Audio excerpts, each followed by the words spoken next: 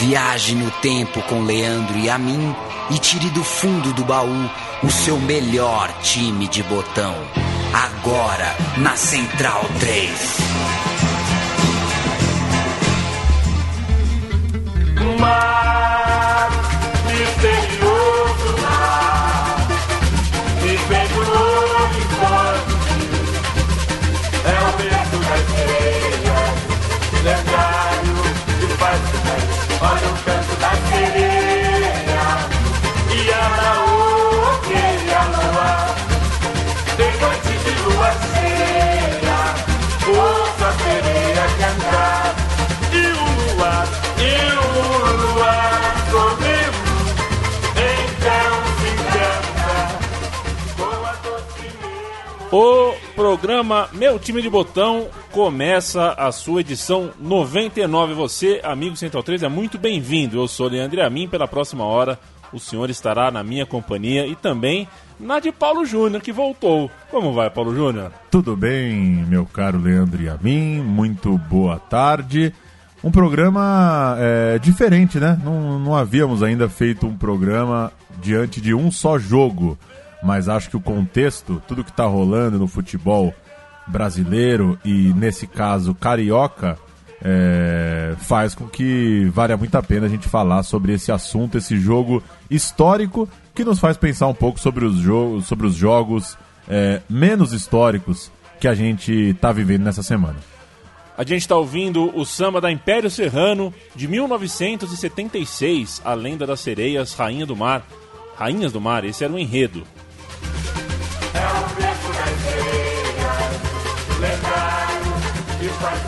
Não é preciso muito contorcionismo para que você entenda que falaremos de 76, né? Estamos pegando o samba da Império Serrano deste ano, afinal de contas. Samba de 76, reeditado em 2009, e foi por lá que a gente foi por causa dessa reedição que a gente chegou a essa ideia de abrir com o samba, a partir de um post de Mauro César Pereira, na época, o blogueiro da ESPN, relembrou esse samba para lembrar tempos de Maracanã lotado.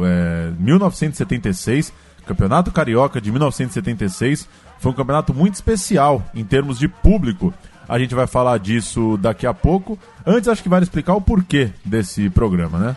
Exato. É a primeira vez que a gente faz um time de botão sobre um jogo só específico. Por que um jogo só? Porque falaremos de um Flamengo e Vasco que bateu o recorde de público do Maracanã. O recorde de público para Flamengo e Vasco. Foram declaradamente 174 mil pessoas, né, no Maracanã. Isso. Mas no Bordeiro. Mas são inúmeros os relatos de giro, de catraca, e mesmo o testemunho visual de quem estava no estádio garante que tinham pelo menos 200 mil pessoas no Maracanã aquele dia.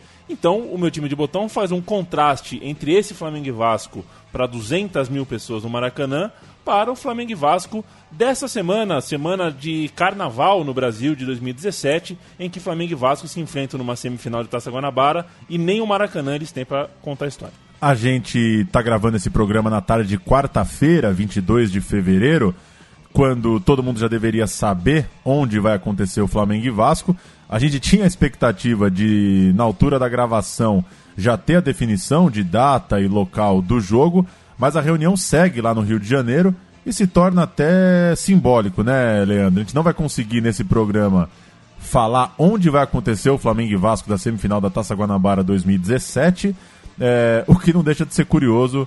Imagino o que vai ser venda de ingresso, deslocamento, reclamação, tudo porque não tem Maracanã. Esse é o grande legado da Copa do Mundo para o futebol carioca. Por causa de briga de torcida, de violência, de problemas com a polícia, com a gestão dos jogos, o Rio de Janeiro quis impor torcida única.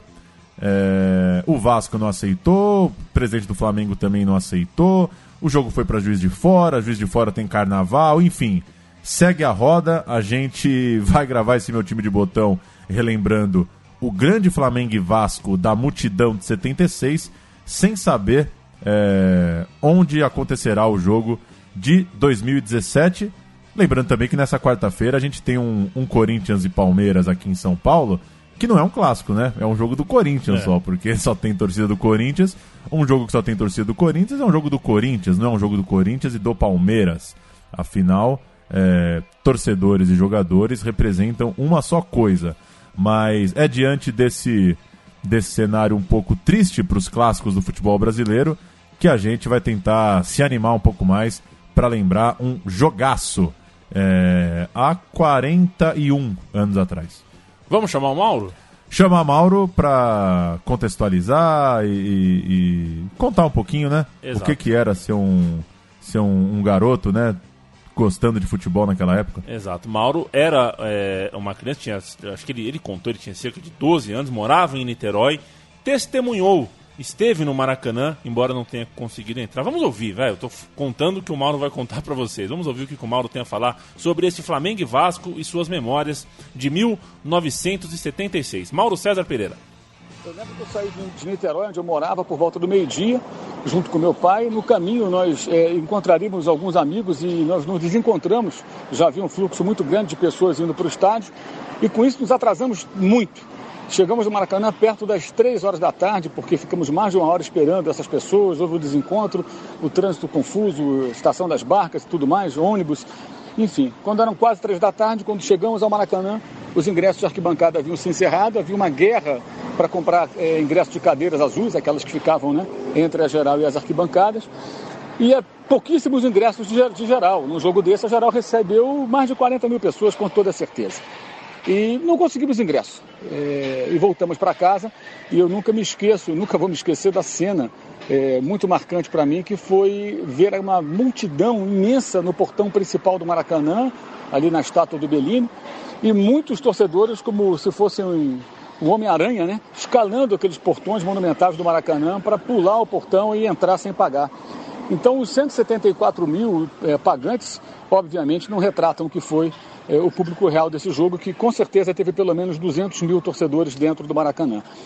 Lembro que voltei desolado, eu tinha na época 12 anos de idade, e voltamos para Niterói, triste, né, porque não pude ver o jogo, e aí paramos numa padaria para comer alguma coisa já em Niterói, pertinho de casa, quando o Flamengo fez 1-0, e o pessoal começou a comemorar, ouvindo pelo rádio e tudo mais. O curioso é que esse jogo, com 174 mil e certamente 200 mil pessoas pelo menos dentro do Maracanã, dentro do estádio, ela era uma partida de turno, um jogo normal, como tantos outros são disputados ao longo dos campeonatos estaduais. Claro que era uma outra época, era um outro momento. Na época o campeonato do Rio de Janeiro, assim como o paulista, o mineiro, o gaúcho, o paranaense, o pernambucano, tinha uma importância muito maior, mas foi de fato impressionante e surpreendente como um público tão grande foi aquela partida, que não valia tanta coisa, né? Valia só pela rivalidade e pela imensa motivação que tinham os torcedores naquele momento, né? Uma das grandes histórias do nosso saudoso Maracanã. Fundamental entender o futebol por esse prisma que o Mauro César Pereira nos conta aqui no final. Não é uma matemática tão simples assim. Tem jogo que não vale tanto e é mais importante do que jogo que vale muito. Pois é. Tem muito a ver com o momento da cidade, com o contexto dos clubes, com o contexto da relação das torcidas e no caso do estádio, né? Com certeza esse jogo que teremos agora em 2017 entre Flamengo e Vasco poderia valer muito mais do que vai valer de verdade. Vai acabar sendo um jogo, creio eu, se é que vai acontecer tão cedo, um jogo bem baixo astral. E aconteceu recentemente, viu, Paulo? No basquete também, entre Vasco e Flamengo, o estadual de basquete. A cidade olímpica não consegue ter os jogos estaduais entre seus clubes, né? Flamengo e Vasco fizeram a final do campeonato estadual de basquete com portões fechados e o terceiro jogo foi adiado 2 vezes. Sendo que pelo menos 3 ginásios olímpicos foram inaugurados há menos de um ano no Rio de Janeiro. Que coisa. Campeonato Carioca de 76. O campeonato contou com 15 clubes que disputaram um primeiro turno na Taça Guanabara a partir do dia 13 de março. Foi a primeira edição com times de fora da antiga Guanabara. Eram eles Volta Redonda, Goitacás e Americano, 3 representantes da região que correspondia ao antigo território do estado do Rio. Isso pesa, né? Isso pesa, aquilo que eu estava falando, né? Contextualiza o campeonato, dá uma sustância a mais aí pro campeonato de 76, faz com que ele fique mais fortalecido. De certa forma explica também porque tem mais apelo de público. No Campeonato Brasileiro do ano anterior, de 75, o Fluminense foi o melhor time do estado naquela competição. Dos 4 cariocas que chegaram até a terceira fase, só o Tricolor foi às semifinais, após vencer o Grupo A, enquanto o Ameriquinha ficou no terceiro lugar e o Botafogo em sétimo, com o Flamengo terceiro colocado da outra chave. Na semifinal da competição, porém, o Fluminense não suportou a força do Internacional, perdeu por 2-0 no Maracanã e o Colorado seria campeão alguns dias mais tarde, em 14 de dezembro, diante do Cruzeiro, com o show do zagueiro artilheiro Elias Figueroa. Voltando à Taça Guanabara de 76, aquele primeiro turno de Carioca vai ser para sempre lembrado pelas multidões que foram ao Maracanã. Contando só o Flamengo, 5 jogos com mais de 100 mil pessoas no maior estádio do mundo, só na Taça Guanabara. Você ouviu bem isso daí?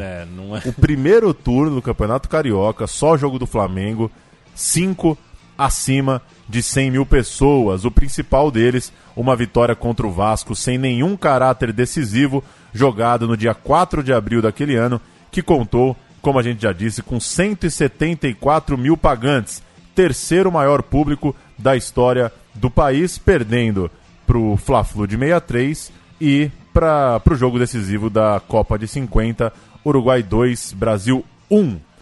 Você fala aí a campanha do Vasco? Eu falo a campanha do Vasco, que começou o turno do Campeonato Carioca de 76, vencendo o São Cristóvão por 2-0.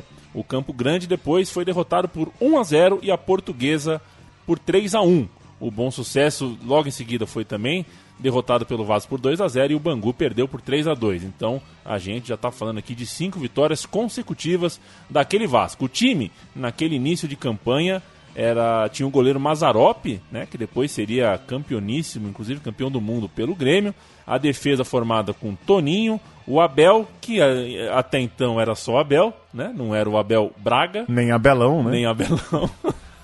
O homem que olha nos olhos. René, parceiro de zaga, o zagueiro que inclusive conhecido por ser o zagueiro que fez o pênalti do 10º gol do Pelé, e Marco Antônio, lateral esquerdo, que jogou as Copas de 70 e 74 e foi 2 vezes bola de prata da Placar. Meio de campo com Zé Mário, treinador de longa carreira internacional, um narigão, né? Zé Mário tinha um nariz espetacular, e Zanata, remanescente do título brasileiro de 74. No ataque, ponta direita, o Luiz Fumanchu, que depois virou radialista no Espírito Santo. Com esse nome tem que ser radialista, né? Luiz Só Fumanchu. pode, né? Roberto Dinamite, que foi comandante do ataque vascaíno por muitos anos e sinônimo do clube até pelo menos perder parte de sua boa imagem ao ser um presidente desastrado do clube. O Dé, um atacante catimbeiro, muito malandro, que depois virou inclusive treinador, daquele tipão meio descompromissado, engraçadinho e tudo mais. E o Luiz Carlos, também ponta do time de 74, campeão do Brasil, com Mário Travaglini. O lateral Gilson Paulino ainda foi titular na terceira rodada, enquanto o Lopes jogou no meio-campo contra o Bangu. O treinador dessa turma toda chamava-se Paulo Emílio e eu não lembro quem ele é. Fala agora do Flamengo. O Flamengo começou o Campeonato Carioca batendo Goitacás 3-0, Madureira 3-0, Olaria 2-1, Campo Grande 3-1 e São Cristóvão 1-0. O time vinha atuando com Cantarelli, goleiro de longa carreira no Flamengo, treinador de goleiros, rodando aí pelo Brasil e pelo mundo. Toninho, lateral titular da Copa de 78. Jaime, outro zagueiro que depois seria um técnico também de sucesso, um técnico aí importante para a história recente do Flamengo. Rondinelli, né, o deus da raça flamenguista, e Júnior, 21 anos, já dono da posição, fechando a linha de defesa. No meio, Merica e Geraldo, o Geraldo assoviador, a gente vai falar um pouco mais dele à frente. Caio, conhecido como Caio Cambalhota. Zico, que dispensa qualquer aposto. Luizinho Tombo, irmão de Caio Cambalhota, maior artilheiro da história da América. Você não conhecia o Luizinho Tombo? É muito bom, 2 irmãos, né? Um não, é o Cambalhota, são 3 irmãos, né? Quem é o outro? O terceiro é o César Maluco. São 3 irmãos. César Maluco, Caio Cambalhota e Luizinho Tom. Imagina a mãe dessa galera, né? E Tadeu completando o ataque daquele Flamengo. Luiz Paulo foi titular na terceira rodada, enquanto Zé Roberto jogou contra o São Cristóvão. A gente chega então ao grande jogo. Flamengo e Vasco com 100% de aproveitamento chegam na sexta rodada da Taça Guanabara em 4 de abril de 1976. Grandes jogos, grandes conquistas. A cereja do bolo.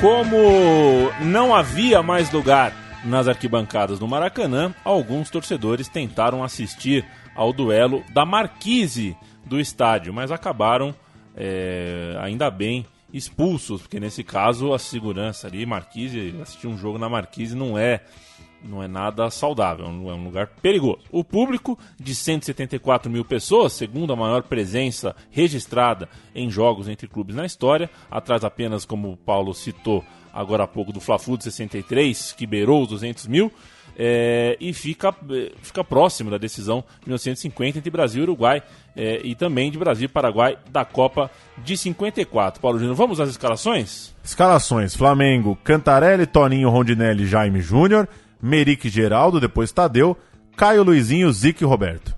O Vasco, Mazzaropi, Toninho, Abel, René, Marco Antônio, Zé Mário, depois Lopes, Zanata, Fumanchu e Dé, Roberto Dinamite e Luiz Carlos. Luizinho marcou logo aos 15 segundos. O Flamengo sai com a bola, vai ali trocando passes de forma despretensiosa, até que o Zico vai pra cima, serve o Geraldo só rola pra trás, o Luizinho faz 1-0. O Zico marca 2 vezes na segunda etapa, primeiro no bate-pronto e depois cobrando um pênalti sofrido por Luizinho, pênalti que sai de um lindo passe de calcanhar do próprio Zico, e já no fim o Dé diminuiu pro Vasco. A gente tem isso também para ouvir a descrição dos lances, um vídeo aí no YouTube com os melhores momentos, com os lances dos gols, na verdade, desse Flamengo 3, Vasco 1. Que loucura, né? Quer dizer, um gol aos 15 segundos, quantas mil pessoas não viram esse gol, né? Não, e o gol podia ser em qualquer minuto que muitas mil pessoas não viram nada. Você imagina o que é 4 pessoas num degrau, né? Pois é, gol aos 15 segundos para marcar um jogo histórico mesmo. Vamos ouvir então os gols: Flamengo e Vasco 1976. O clássico dos milhões levou ao Maracanã 174 mil pessoas, proporcionando uma renda de 3,5 milhões de cruzeiros. Os lances iniciais do jogo e a abertura inesperada da contagem merece a atenção de todos.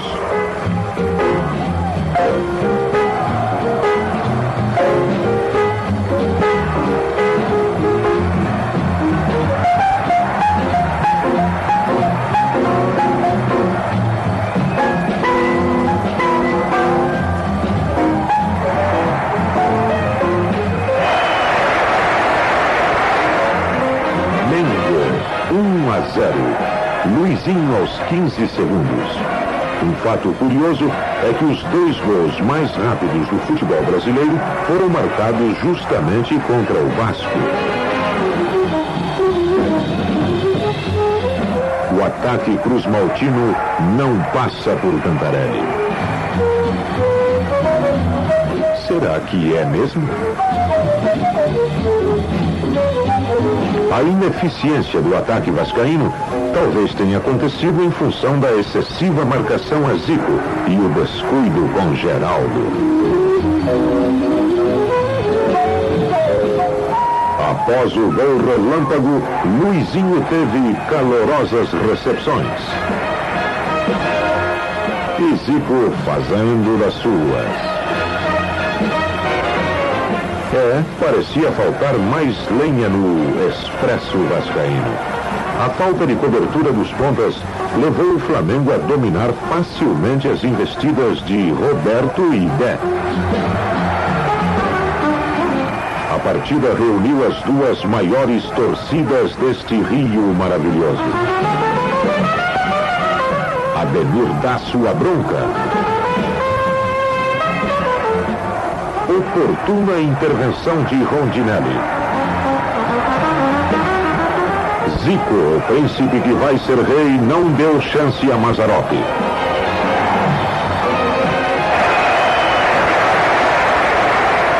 Zico marca o 2-0 rubro-negro.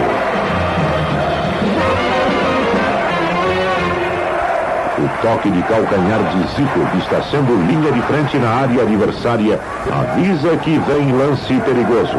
Abel sabia disso e derrubou Luizinho.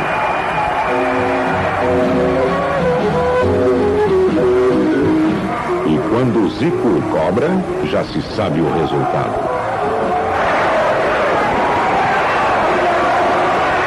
Vamos ao replay.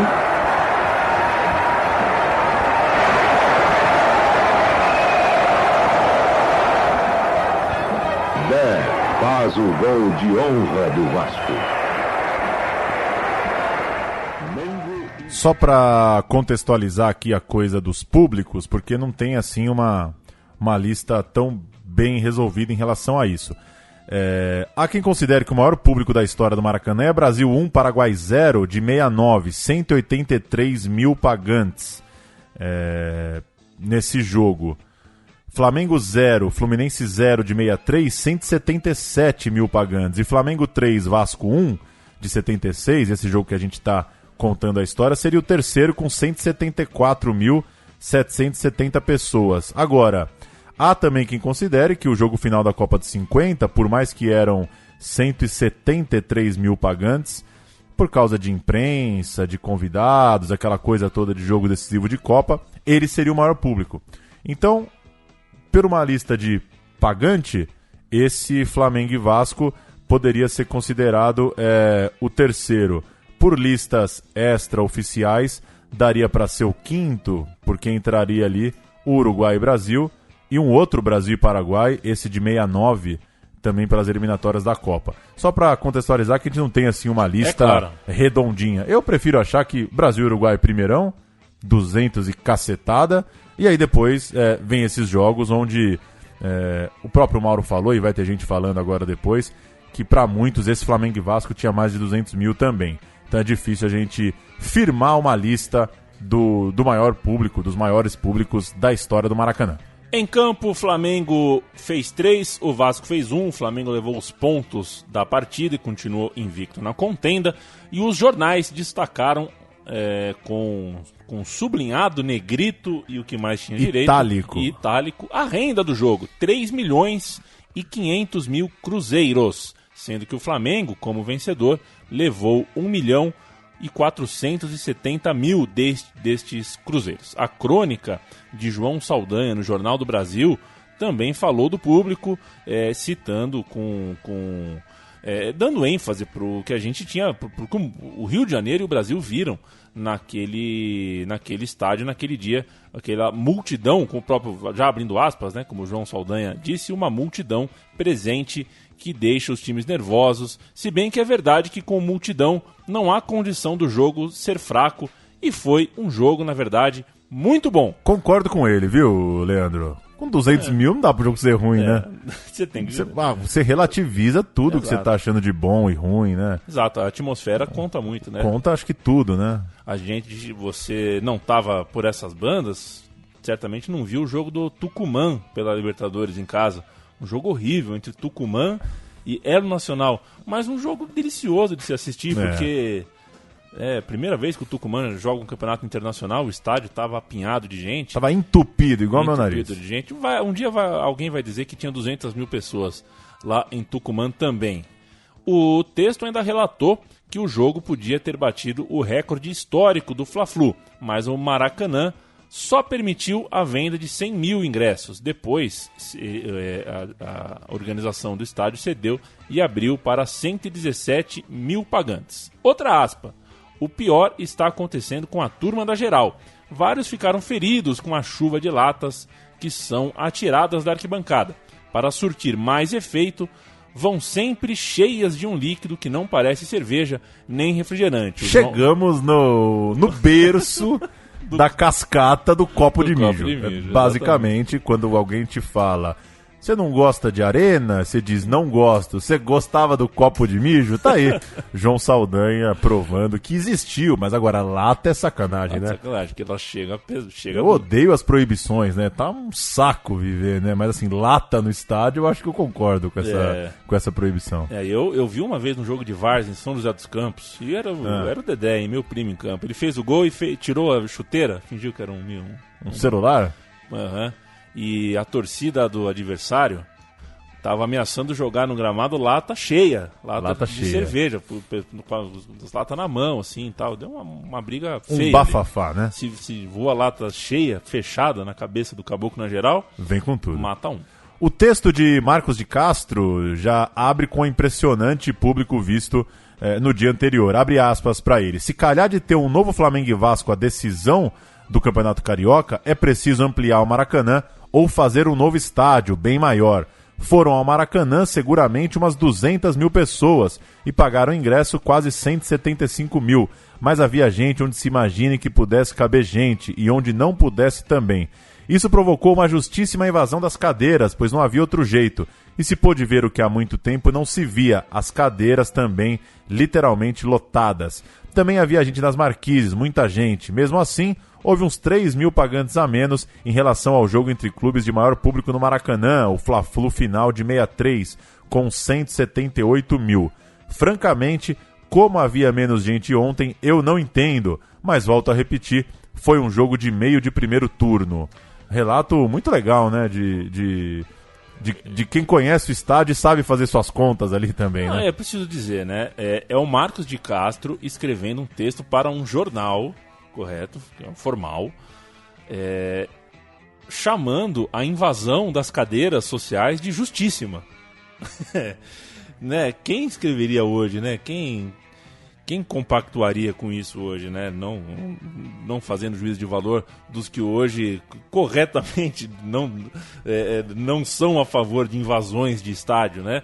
Mas é isso, são recortes de tempo, são contextos. Em 76... E ele é ele mesmo, né? Você sabia, né? O Marcos de Castro é o Marcos de Castro. É o pai do Lúcio, né? É o pai do Lúcio de Castro. Também.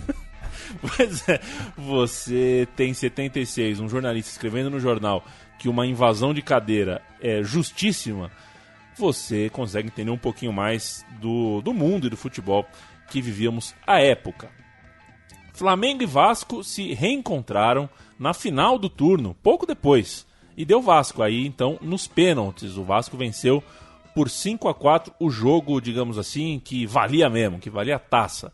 O jogo terminou 1-1 e o Vasco venceu nos pênaltis. No segundo turno, o Botafogo foi o vencedor, enquanto o terceiro, sim, teve terceiro turno. O campeão foi o Fluminense. Então, deu Vasco um, Botafogo no outro e Fluminense no outro. A fase final se deu em um quadrangular entre as 4 melhores campanhas. Os 3 campeões. E o Flamengo... campeão do grupo dos perdedores, que, Exato. Que é uma beleza de regulamento. É maravilhoso, né? Que foi o América, quer dizer, o Flamengo ganhou o jogo do super público, mas não figurou nem na semifinal do campeonato daquele ano, que acabou vencido pelo Fluminense, Paulo Júnior. Fluminense bateu o Vasco no jogo decisivo por 1-0, o gol do artilheiro do campeonato, Doval, fez 1-0 argentino na prorrogação, ele mesmo, Fluminense acabou campeão. Fluminense da máquina tricolor de Carlos Alberto, Paulo César, Rivelino, novamente campeão carioca, mas no brasileiro pararia no Corinthians nas semifinais. Olha, mais assunto de multidão aí. Invasão corintiana no Maracanã, é mais ou menos tudo naquela época. Não à toa, o ano é sempre lembrado como um ano de explosão no maior estádio da história do país. E a gente tem áudio da final da Taça Guanabara, o reencontro então, Flamengo e Vasco se reencontrando, 1-1, dessa vez o Vasco venceu nos pênaltis. Gaúcho, sai Cantarelli, René, Agomar, marca pênalti contra o Flamengo de Jaime sobre Pé. Ou aberto, né? Rondinelli sobre o jogador Roberto. Uma falta sem bola dentro da grande área. Portanto, é falta. Falta é marcada. Se dentro da grande área, é pênalti. Perdeu a cabeça o Rondinelli. Se os senhores se relembrarem da jogada, eu vou reconstituir. A bola veio alta, o Roberto saltou junto com o goleiro e com o Rondinelli. Chocou-se com o Rondinelli. Quando ele vinha voltando, os dois entraram ombro a ombro e aí o Rondinelli agrediu dentro da área. Eu não sei como é que o juiz viu que já vinha voltando, mas ele foi rapidamente lá para sancionar a marcação. Ô Geraldo, o que passou despercebido, mas não pelo replay, é que o Roberto deu um coice também no Rondinelli na hora que os dois saíram pela linha de fundo. Vejam aí a reprodução, notem que o Roberto dá um coice no Rondinelli. Olha lá, viu? O coice de Roberto e Rondinelli. Momento de intensa expectativa no Maracanã. Vai Roberto para a cobrança, bateu, é gol!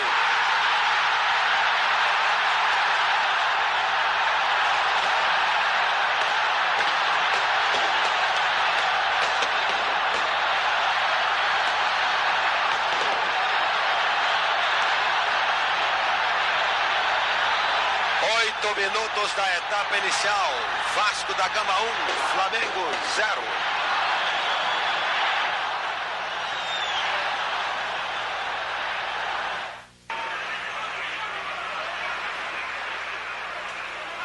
Ganhou Edu de Luiz Carlos. Passou. Tocou. A Geraldo invadiu.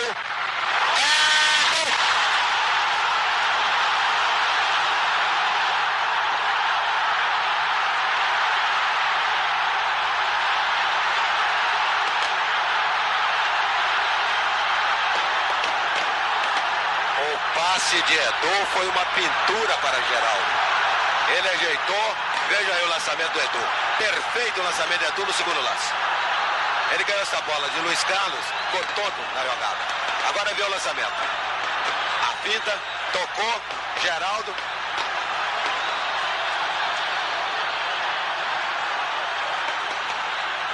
Eu não sei, eu tive a impressão de que o Bandeira acionou o seu bastão nesse lance. Eu tentei prestar atenção. Botão por botão. E aí eu penso, né? Por que gritam os narradores de hoje? Talvez porque eles não tenham essa opção, né? De deixar uma multidão de 150 mil pessoas. Porque se você tem um Maracanã gritando gol, você não precisa narrar, né? Você só deixa o áudio, né? E por que gritam tanto, né? Aliás, um abraço pro meu amigo Gabão, lá de Belo Horizonte. Que a mãe dele me revelou que ele almoça assistindo programas esportivos. E ela sempre pergunta, por que eles estão bravos? Não é futebol? Por que o povo tá bravo? Tá gritando, tá encarando, tá respondendo grosseiro, né? É só futebol, né? É muito estranho. Tá cada vez é um comportamento muito... Assim, o programa é um sofá, sabe? Não é? Então, às vezes... Todo mundo louco, né? Me lembra... Tá me lembrando cada vez mais...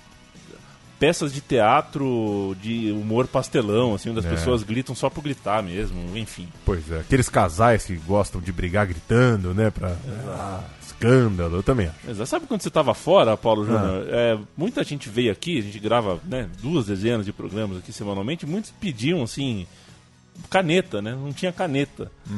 Olha o que tem de caneta hoje aqui, vocês querem caneta?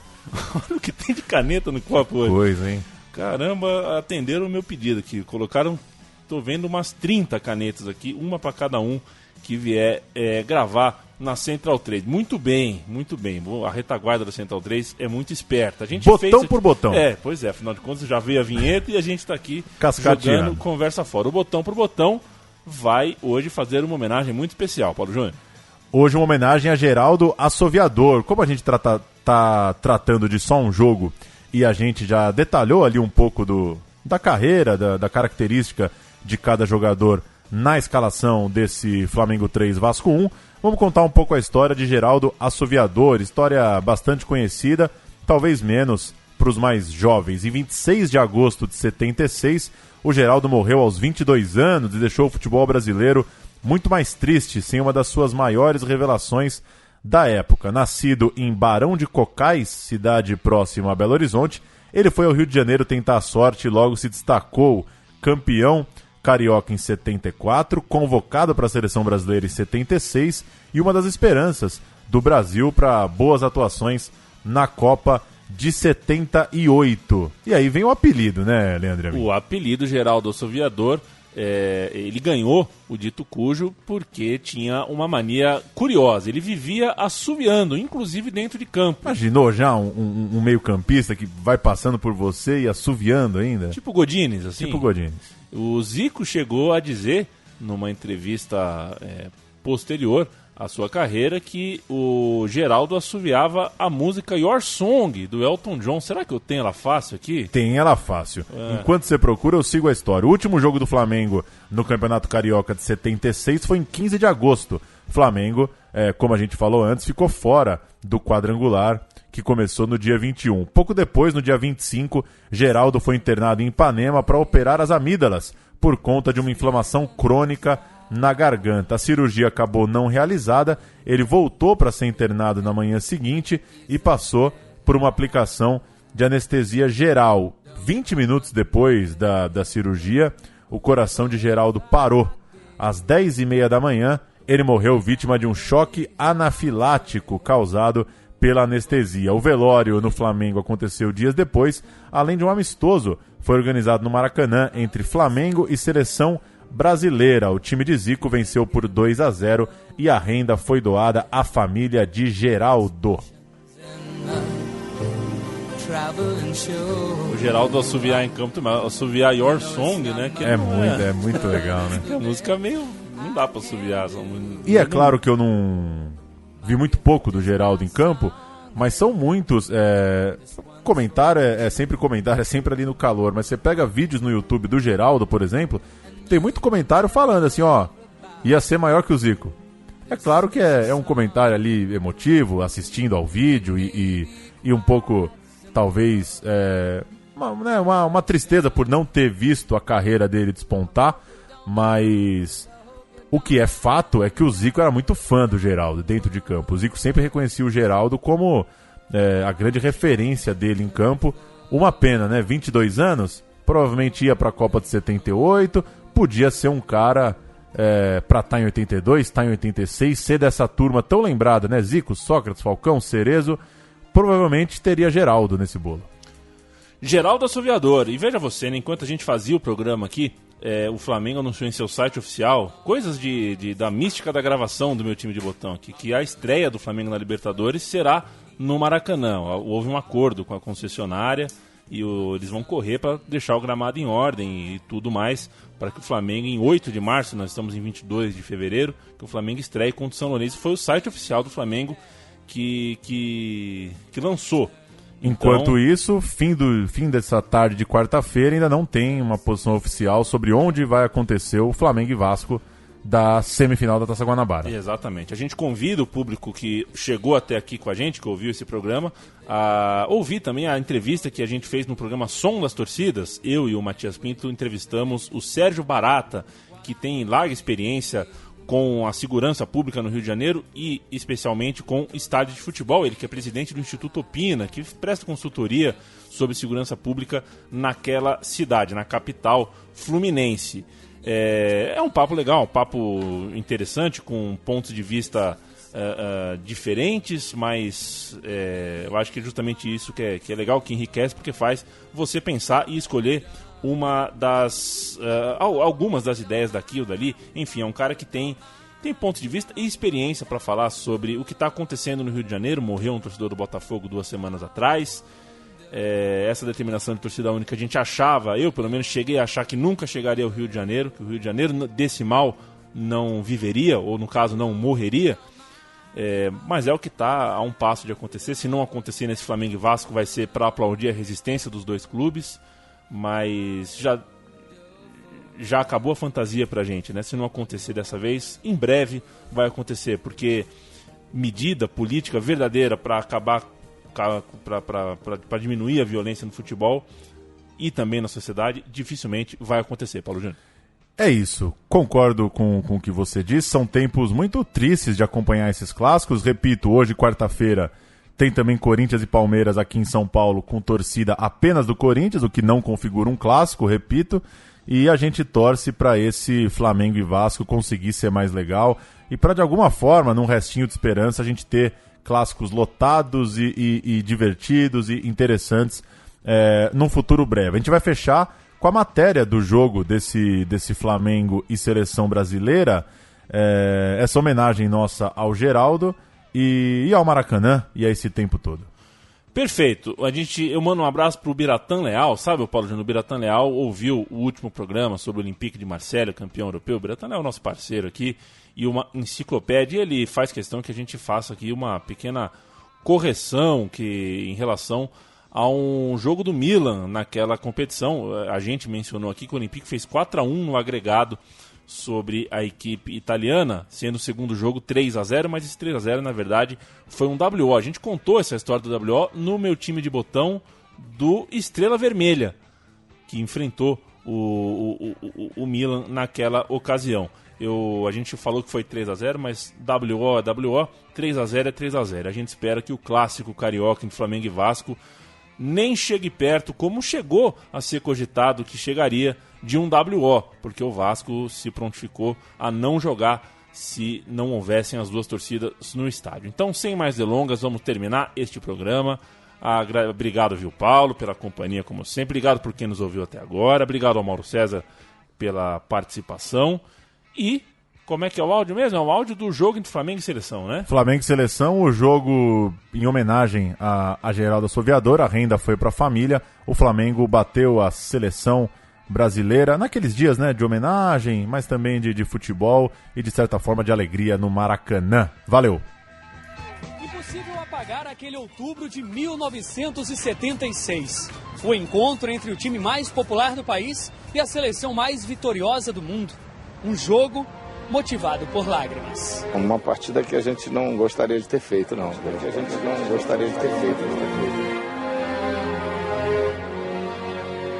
Contagem progressiva para um time histórico.